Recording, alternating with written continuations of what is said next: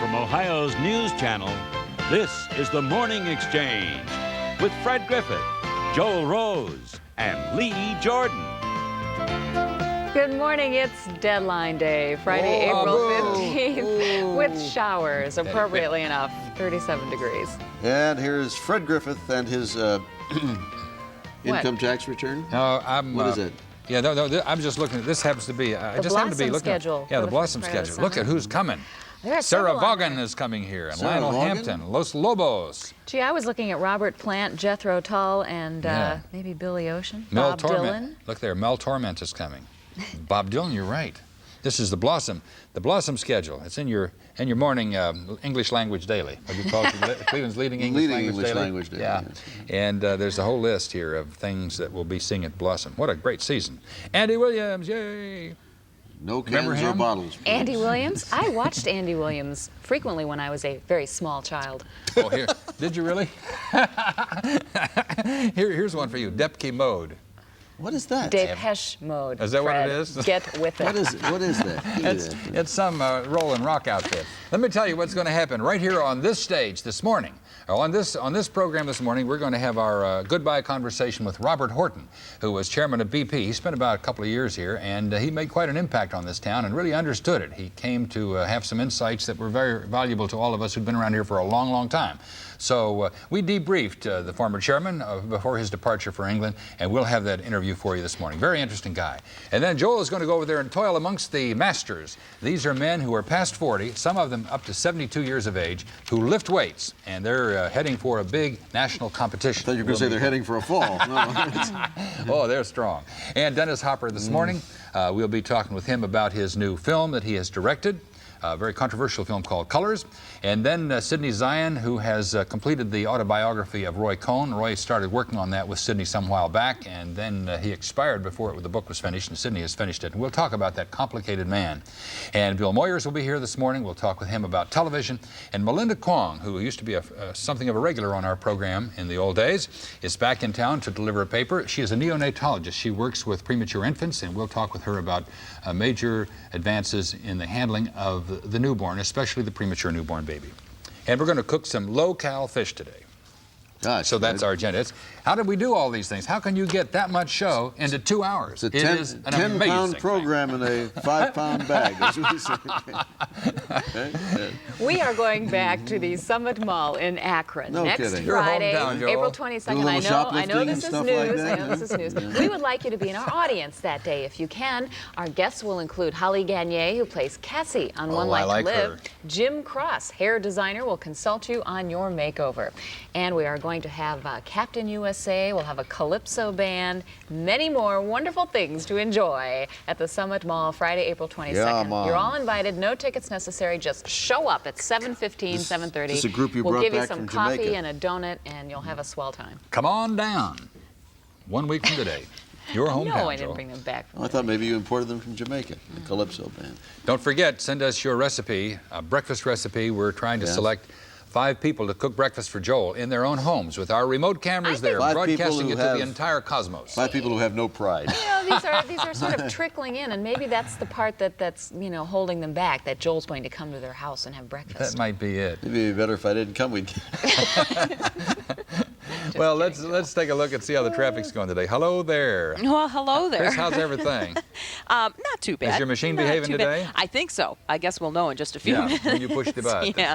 I-480, as it has been all week. There we go. In the westbound direction, quite a headache from 271, off the pace by 5 minutes. In the eastbound direction, we're looking at a 10-minute delay from 77, adding to the problem an earlier accident we had at Broadway. Police continue to work that accident at the Broadway exit ramp. From the south and the southwest side of the city, we are looking at normal delays. 77 off the pace by 7 to 8 minutes from Rockside, 71 under a delay factor of 5 minutes, and inbound I-90 West, you also need to give yourself an additional 4 to 5 minutes up to the inner belt. The shoreways, along with 271 at Mayfield Road's construction zone and Wilson Mills, where it's under construction, better than normal in this time in the rush hour. Highlighting Northeast Ohio slow spot, I-480. Chris Smith, Metro Traffic Control. Thanks, Chris. And now it's news time, and Joel has been toiling through the morning to prepare that for us. Good morning, Joel. Good morning, Fred. You have your tax returns in? Not quite. Better hurry up. Yeah, I know. Well, Fred, many of us are racing to make today's deadline for filing our income tax returns, but according to the IRS, some 6 million of us won't make it and will file for extensions. Accountants are blaming the new tax laws for a flood of late and last-minute filings. Many are so bogged down they have been doing the unthinkable, turning away potential clients. It's taken us probably 20 to 25% longer to do a normal return than it was last year. Now, if you need some last-minute help, the IRS is staying open until 6 tonight. And for mailing your returns, some post offices will have drive-up service until midnight, including Cleveland, Parma, Beechwood, Rocky River, and Lyndhurst. And in other news, Italian police are looking for a Japanese terrorist in connection with that car bomb yesterday in front of a U.S. military club in Naples, Italy. The blast killed 5 people, and this morning the Pentagon says one American woman is among the dead. Her name hasn't been released yet, but officials say she was a Navy communications worker stationed in Naples. Well, there's not much hope this morning for an end to the hijacking of that Kuwaiti plane. As day 11 of the standoff gets underway, the 747 sits on a runway in Algiers with 31 hostages aboard. The Arab hijackers say they won't compromise their demand for the release of 17 political prisoners in Kuwait. One more hostage was released yesterday. Well, here at home, there is a financial sigh of relief this morning. The dollar is gaining some ground against the Japanese yen and the German mark. The dollar sank yesterday after the government announced a growing trade deficit. The stock market also suffered its 5th worst loss in history. Well, some firefighters who light up on the job may soon be out of a job. The Los Angeles Fire Department is considering banning firefighters who insist on smoking at work. And as Don Dunwell tells us, that rule is already in effect in parts of Northeast Ohio. One of the nicknames firefighters sometimes call one another is smoke eater. In fact, smoke inhalation is the leading cause of injury to firefighters. Smoke filled with toxic chemicals. And that may be one reason why they come down with lung cancer far more often than the rest of the population. The program administrator for the Lung Association says firefighters who smoke are at the greatest risk. So anytime they go into a situation with their lungs already somewhat impaired by smoking, they're in greater danger. So some fire departments are changing the rules, refusing to hire anyone who smokes, on the job or off. Shaker Heights has had that policy for 5 years. The assistant chief says it's there for general health reasons and to hold down disability retirement costs. They can go out on a lung disability, and who's to say whether it's fire-related or not fire-related? If they don't smoke, they only have one choice, it's fire-related. And firefighters aren't the only ones smoking. The Tribe is on a winning streak. The Indians down the Minnesota Twins last night 3-1 in the 3rd game of a series. And tonight it's on to Baltimore and a meeting with the Orioles. Snow in the forecast? Yep, snow in the air right now. Oh. I haven't seen any out the window yet, but definitely some across northern Ohio. But temperatures above freezing, so it's all going to be melting. Excuse me, anybody that's looking for a little late winter, early spring skiing, I don't think they're going to find it here in Ohio. Okay. Anyway, let's check some conditions as far as the radar is concerned. First of all, we'll see that we do have some patches of green stretching across northern Ohio. Mixture of rain and snow. A lot of it is not even reaching the ground, and it's coming from very high clouds, but nevertheless, it's going to be kind of a gray day with the sky spitting down a little bit from time to time. On the satellite picture on the computer, this is the way things look. Southern Ohio enjoying lots of sunshine this morning. The northern part of the state, though, quite a bit of cloud cover, and those clouds moving more east than south. So if you're traveling into southern Ohio today, you should have some sunshine and temperatures into the 50s, but under the clouds in northern Ohio, temperatures will be kind of chilly today, 30s and low 40s. We do have that little mixture of light snow and rain in our neck of the woods. Some rain up moving toward New England, and some more substantial snow far up to the north up in Canada, and a few showers down there, kind of western Kentucky into Missouri. And over northeastern Ohio, temperatures in the mid and upper 30s this morning. Nobody reporting anything falling at this hour except out in the western part of the state. Toledo has some flurries at this hour. Mostly cloudy, our forecast today. Some showers and flurries. High temperature 10 degrees above freezing at 42 degrees tonight. Some flurries continuing. The overnight low 33. And tomorrow, I think we're going to see some improvements into the PM hours. A few morning flurries, then becoming partly cloudy. Afternoon high up around 45. And if you're looking for the best day of the weekend, it'll be Sunday with temperatures into the mid and upper 50s. So that's it. Well, I guess it's an appropriate forecast for tax day, April 15th. A little gloom. Keep you strapped to the desk. Okay, back to Lee Jordan now. Thanks very much, Joel and Dan. Before the former chairman of BP America, Robert Horton, returned to England, he had a chance to talk with Fred about his time here in Cleveland and what he envisions for the city's future. I don't know of a business executive who in only 2 years in Cleveland has made such an impact. Robert B. Horton is about to leave Cleveland, and it's our pleasure to come to his office again, as we did 2 years ago, to talk with him about our city. You'd just come here, you were looking around, and you were thinking more about the oil business than you were of the city, but you now, I'm sure, have a lot of things to say to us about our city. After 2 years here, what have you liked best about this town? I think what I like best about Cleveland is the renaissance that's taking place here. It really is extremely exciting to come to a city where obviously change for the better is taking place. My previous views of Cleveland before I came to live here were very much conditioned on that rather dreary drive from the airport and then, you know, the downtown area, which doesn't impress the visitor as much as it might. And yet after a month or two here, I was tremendously excited to be making my home here. Now, what have you liked least about it? It's a hard question to ask a man. I think what I've liked least about it is its climate. Particularly this last winter. The summers are very nice, but I must say that when the last snows came through Cleveland last week, I thought I'd seen enough of the white snow. Wait a minute, you're from England. How can you say that? We have very little snow in England. Yeah, you do have very little snow, very but little snow. It gets quite murky, I guess, from time to time. Yes, I suppose it does. Well, so you'll have at least less snow. You won't be able to ski. Perhaps you've thought of that. No, but I don't ski anyway, so that doesn't matter.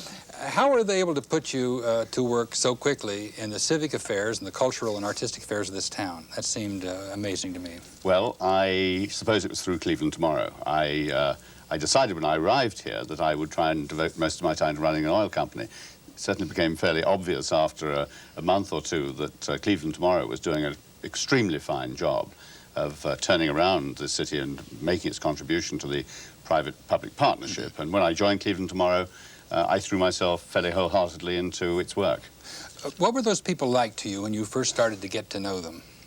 The people who were involved in Cleveland Tomorrow. They were your fellow all committee members. extremely generous and nice people. I was very struck by the fact that I came, after all, under circumstances which, you know, could have been less propitious. And the net result was that I felt very accepted, very welcomed, and the role that I was able to take was something that came really rather naturally. When Sir Peter came here to speak to the City Club, there was a little gathering of people there, and we were talking among ourselves, and I asked a man who knows this town very well, how come it was that you made in 2 years' time the impact that you did, that you developed the visibility? He said, well, it's something, and he says it's leadership. Well, what is leadership in your view? Well, I think leadership is being prepared to say what you think, having obviously thought through fairly carefully what you do think. I think leadership is not being afraid to face up to unpleasant facts when it is necessary to do so. I think it is also being prepared to do things that you expect other people to do. In a word, I think it is leadership from the front in the military sense and in the business sense is quintessentially understanding how people are motivated and then making sure you communicate your thoughts to them. It's not saying, man, I had hoped to be able to go with you on this mission, but something's going to detain me here. Go thou hence and conquer. Exactly. I mean, I hope that people regard me as being a sort of person they want to go into the jungle with. Before you came here, did your life, apart from your professional life, involve this kind of activity as well? To a certain extent, yes. I was fairly active in business leadership in London and reasonably active out in my own home community about 60 miles west of London. But I'm bound to say that the activity in Cleveland is certainly greater in sum than anything I did there. One of the raps against this town was that the great powerful people, the great money families that did so much for this town in the early days disintegrated. And you never had a way to coalesce those energies into something that could be tangible in the town. And we seem to suffer for that for a long, long time. Somehow or another, we're coming out of that. Yes. And I wonder how you feel we've been able to do it. I've been here almost 30 years, and I'm a little puzzled myself as to how we're causing things to focus. There does not seem to be that one powerful catalytic person saying, let's do this. Yes, I've heard that charge, Fred, and I think that probably there is some justification in it.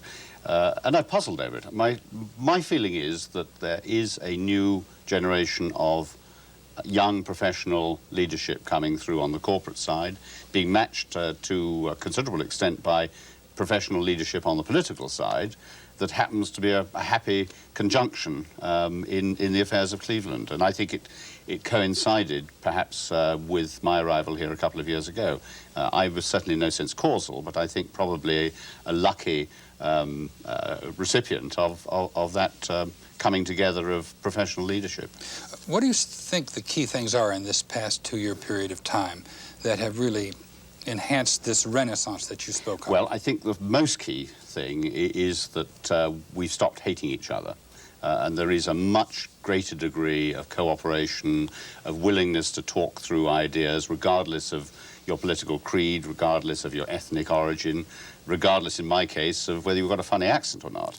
And that's been very important. I think the other thing that is important is that the financial wherewithal to really think about some of these large projects that we have underway is really there.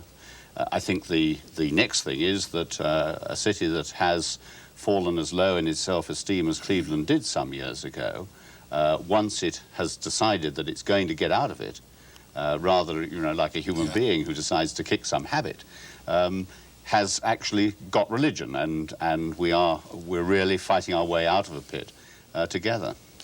Can the things that we can see from these windows up here really turn a town on? We look down and we see things down there in the flats. Right. We have the Galleria right over here. Right. We have the Rock and Roll Hall of Fame, which they're going to put right over here. We have quite a lot going on. But are those things that are ultimately going to produce wealth? Or will they stimulate the economic development of the city? What I'm getting at is, can we ever make things again that we can sell to other people? Well, I doubt whether we will ever be a major manufacturing centre in the sense. I mean, we were the Silicon Valley of the 1930s, if you like, and that's not going to come back. We are going increasingly to become a service economy, not, as I've said in a speech some time ago, a candy-floss economy, but a real service economy offering tourism, offering insurance services, legal services, and so forth. The way I look at the physical development of Cleveland is as follows: that on the one hand it will attract large numbers of people to this extremely attractive city with all its environmental pleasures, and that will provide revenue for the city in terms of sales tax, in terms of turnover through the shops. But on the other hand, it will provide an extremely attractive environment for people to actually come and live here. And we will be able to, as people increasingly in the second half of this century and the first half of next century think about the quality of life, we'll be able to attract professionals to this city who will provide the legal services, the accounting services, the insurance services, and so forth to the nation. And I see that as key to the resurgence of Cleveland. Let's pause here just for a moment before we continue our conversation with Robert Horton. We'll be back right after this. Still ahead, the colorful and controversial movie actor and director Dennis Hopper talks about his hot new movie, Colors. You'll also hear from journalist Bill Moyers, working to make special videos available to you through your local library. Stay with us.